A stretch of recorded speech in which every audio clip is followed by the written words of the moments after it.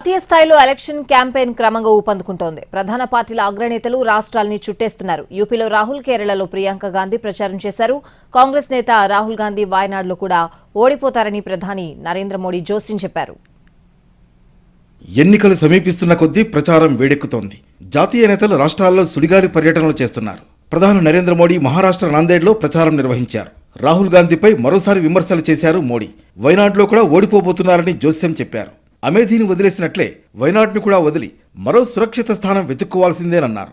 కాంగ్రెస్ శ్రేణులే ఆ పార్టీకి ఓటు వేసే పరిస్థితి లేదంటూ ఆరోపించారు. जैसे ही 26 को वायनाड में वोटिंग पूरा हो जाएगा, ये शाहजादे के लिए एक और सुरक्षित सीट घोषित कर देंगे और कहीं और से फिर से लड़ाना पड़ेगा उनको।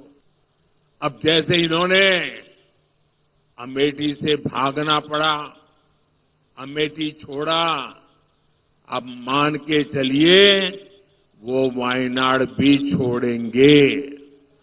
అటు యూపీలో కాంగ్రెస్ నేత రాహుల్ గాంధీ ప్రచారం నిర్వహించారు. ప్రపంచంలో ఇప్పటి వరకు ఎక్కడా లేని మహాలక్ష్మి పథకాన్ని అధికారంలోకి వచ్చాక అమలు చేస్తామన్నారు రాహుల్. ప్రతి ఏటా పేద కుటుంబంలోని మహిళలకు ₹1,00,000 చొప్పున ఇస్తామన్నారు.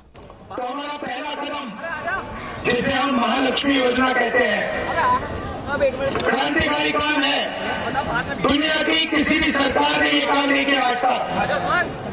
किसी भी देश की सरकार ने जो हम करने जा रहे हैं ये सोचा भी नहीं है.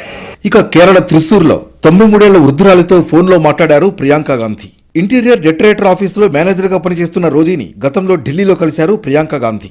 ఆ సమయంలో 93 ఏళ్ల తన తల్లి మీతో మాట్లాడాలనుకుంటున్నారని ప్రియాంకతో చెప్పారు రోజీ. కేరళలో ఎన్నికల ప్రచారం కోసం కేరళకు వెళ్లిన ప్రియాంక గాంధీ రోజీ తల్లితో ఫోన్లో మాట్లాడారు.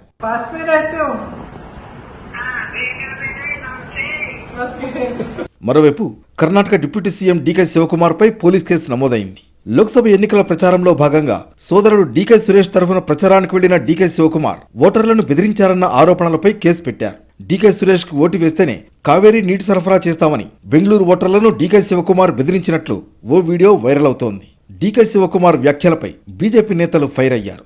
ఎన్నికల్లో ఓటర్లను ప్రభావితం చేసేలా మాట్లాడారని పోలీసులకు ఫిర్యాదు చేశారు.